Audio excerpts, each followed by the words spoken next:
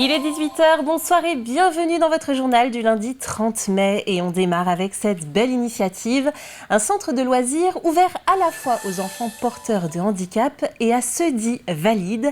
L'association nommée Loisirs Pluriels a pris ses quartiers à La Roche-sur-Yon depuis le 27 avril, c'est tout récent. Alix Lanos leur a rendu une petite visite. Depuis 3 semaines, enfants et animatrices font connaissance au sein du centre de loisirs de l'association Loisirs Pluriels, hébergé au sein de l'école Flora Tristan à La Roche-sur-Yon. Ici, on ne fait aucune différence, les enfants valides et porteurs de handicap sont accueillis ensemble. On essaye au maximum de les faire jouer ensemble justement pour favoriser l'inclusion. Donc ce qui est pratique aussi, c'est qu'on a beaucoup aussi de fratries parfois. On a beaucoup de fratries comme là, donc Sophia qui n'a pas de handicap et sa petite sœur si. On fait des activités, on joue ensemble. J'arrive à jouer avec tout le monde. Ici, l'accueil est inconditionnel et tous les types de handicap se côtoient.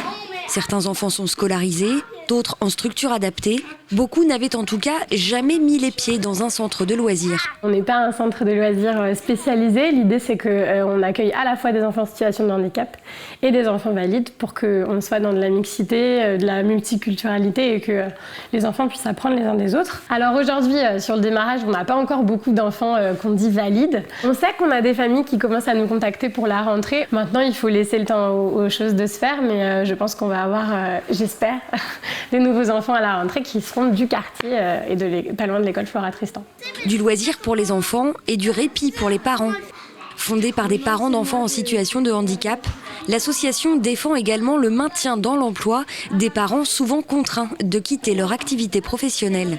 Mon fils, à titre personnel, allait effectivement en centre de loisirs. Il n'a pas du tout été refusé. Simplement, il a eu, par exemple, en une année, 6 AVS différentes qui se sont succédées. C'était absolument pas un accompagnement pérenne pour un enfant autiste. C'est très déstabilisant. Nous, quand on dépose l'enfant là, chez Loisirs Pluriels, on sait qu'on ne va pas nous dire il n'y a pas d'AVS aujourd'hui. Il n'y aura pas ce problème-là. On le dépose, on souffle, on va faire ce qu'on a à faire et puis on le récupère le soir. Avec un encadrant pour 3 enfants, le taux d'encadrement est bien supérieur à un centre de loisirs classique. Mais avec quelques adaptations de matériel, ce sont bien les seules différences. On fait comme un centre de loisirs classique, on fait des journées sur le centre, on fait des sorties, on fait des semaines à thème. Donc voilà, c'est un centre de loisirs classique qui accueille des enfants extraordinaires. L'association se penche désormais sur l'ouverture d'un accueil de loisirs pour les adolescents de 13 à 18 ans. L'accueil de loisirs est ouvert tous les mercredis pendant les vacances scolaires avec une fermeture prévue au mois d'août. Vous le savez, nous vous faisons découvrir les candidats aux législatives du département. Pour la première circonscription, nous donnons aujourd'hui la parole à Laurent Caillot, étiqueté d'hiver droite. Il a obtenu l'investiture du parti Les Républicains. Pour la seconde circonscription, Benoît Jamonneau du parti Solidarité et Progrès nous donne les grands axes de son programme. Enfin, Denis Lebars, candidat à la 4e circonscription. Le directeur des rédactions de Radio Alouette se réclame de la majorité présidentielle. Il n'a cependant pas obtenu l'investiture de Renaissance et se présente donc face à Martine Legui-Ballois, la candidate légitime de la majorité. Parmi les problèmes principaux, il y a d'abord le logement pour les jeunes. Et là, le prêt à taux zéro sur l'ensemble du territoire est essentiel.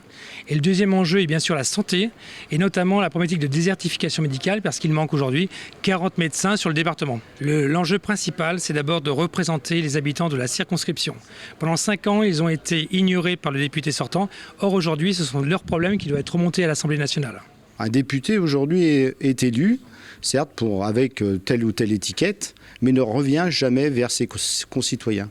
Et pour moi, le député a un devoir. Il est élu par les citoyens de sa circonscription.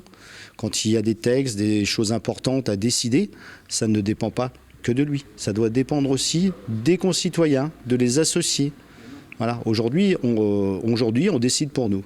Il y a plusieurs dossiers qui sont très importants. Je commence par l'agriculture. L'agriculture, c'est un pilier de notre économie locale pour différentes raisons, mais c'est un secteur d'activité qu'il faut aider, qu'il faut accompagner, qu'il faut épauler pour différentes raisons. On parle de transition énergétique, on va de plus en plus vers une agriculture environnementale, entre guillemets, mais il faut, dans ce registre-là, dans ce sens-là, aider, accompagner les agriculteurs. On s'intéresse maintenant au mouvement de la ruralité, anciennement chasse, pêche, nature et tradition. Éric Marolleau, candidat à la 4e circonscription, et Vincent Pilet, qui se présente à la première, nous parlent de leurs priorités. On se présente à ces législatives sur l'ensemble de la Vendée, sur les 5 circonscriptions de la Vendée, pour en défendre nos territoires ruraux, puisque la ruralité est souvent abandonnée. La ruralité, nos politiques traditionnelles d'élection en élection s'intéressent comme par hasard à la ruralité juste avant chaque élection. Et nous, ce qu'on veut revendiquer, c'est la défense de nos territoires ruraux. Et on est toujours présent, nous, dans nos territoires ruraux. On ne défend pas la ruralité que de Paris. On veut aussi lutter contre le développement éolien qui devient une catastrophe. On développe l'éolien qui produit 30% du temps, qui fait coûter l'électricité très cher aux contribuables français, puisqu'on revend cette électricité très chère. Et en plus, par derrière, on sera obligé de continuer à produire de l'électricité, soit avec des centrales à charbon ou avec le nucléaire. Mais moi, le mouvement reste pour le nucléaire, principalement. Pour aussi le photovoltaïque, mais sur les bâtiments. Législative toujours, 5 candidats, 1 par circonscription, sont proposés par le Rassemblement national, avec dans l'ordre des circonscriptions de 1 à 5, Lila Ndong, Franck Laloux, Corinne Fillet, Bruno D'Alcantara et Isabelle Magnin. Leur voix est aujourd'hui portée par celle de Jean-Patrick Fillet, responsable du Rassemblement national en Vendée. Il va y avoir de plus en plus d'érosion. D'ailleurs, je suis très content que le projet du port de Bretignolles n'ait pas eu lieu, parce que c'était un projet qui était dans l'intérieur des terres. Alors, on peut faire des ports, effectivement, des ports communaux au niveau de la mer, mais pas à l'intérieur des terres. Et c'était un projet qui coûtait plus de 52 millions. Donc, c'était d'un autre temps. Et je pense qu'il faudra faire très attention au niveau des projets qui seront développés. Par contre, il faut continuer à développer le tourisme. On en a besoin en Vendée. Nous sommes une terre de touristes et surtout le tourisme populaire. À Foussay-Perret, le château de la Bressère va retrouver son charme d'antan. Les propriétaires viennent de signer une convention avec la Fondation du patrimoine qui leur permet de faire un appel aux dons sur le site de la Fondation. Des dons défiscalisés. On écoute les explications. Nous, on a voulu refaire, sur les conseils de l'architecte des monuments historiques, mais aussi sur les conseils de la Fondation du patrimoine, des travaux vraiment dans les règles de l'art. Alors, les règles de l'art, c'est vraiment ce qui nous tient à cœur, mais c'est aussi ce qui est le plus cher, c'est-à-dire que plus de fenêtres en PVC, mais des fenêtres en bois, le ravalement des façades fait d'une certaine manière et non plus avec des manières modernes. Donc tout ça a un coût, et c'est parce que tout cela a un coût supplémentaire que des organismes tels que la Fondation du patrimoine nous aident à réunir des fonds.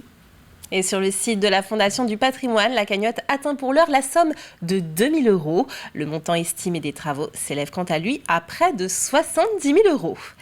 Direction Saint-Jean-de-Mont à présent, destination très demandée en ce long week-end de l'Ascension.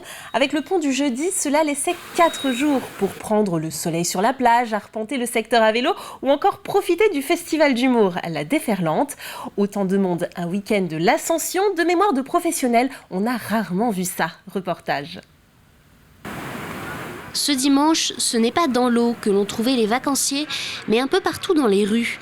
À Saint-Jean-de-Mont, ce week-end de l'Ascension s'est révélé intense pour les professionnels. Nous, on a fait un relevé en fait dès le début de semaine. On savait dès lundi que le taux de remplissage sur le locatif était à 90% sur la destination.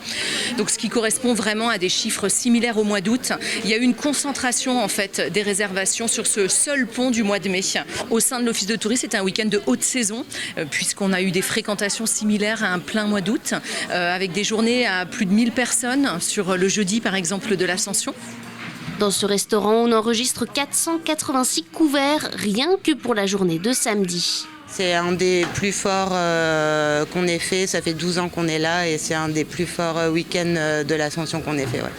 Et à ce dernier jour du week-end s'ajoute la fête des mères. On est complet au premier et au deuxième service. Voilà, donc après, ça sera peut-être comme hier, on rentrera pas chez nous cet après-midi et on servira jusqu'à 15h30, 16h s'il faut, voilà, pour redémarrer à 18h. Donc vous pensez bien qu'on reste l'après-midi et on renchaîne. Même son de cloche chez ce loueur de cycles qui compare ces derniers jours à l'équivalent d'une journée en plein mois d'août. Non, on s'est bien préparé, on le sait, ça fait une dizaine d'années où l'Ascension c'est un très très très gros week-end. Donc là on met tout en face, on sort vraiment tout le matériel comme l'été pour être prêt et pour satisfaire tout le monde. Pourtant, la grisaille de jeudi-vendredi aurait pu en décourager quelques-uns. Nous, le temps gris, c'est toujours, pour faire du vélo, c'est toujours mieux. Enfin, de toute façon, au niveau consommation, c'est mieux un temps gris qu'une canicule. Donc non, pour nous, c'est pas très inquiétant sur un week-end. Autant un week-end basique, un mauvais temps, personne vient. Là, l'Ascension, les gens avaient réservé depuis déjà très longtemps. Donc de toute façon, tout le monde était là, donc il fallait faire quelque chose. Donc bien ou mal, on se couvre et on fait des activités.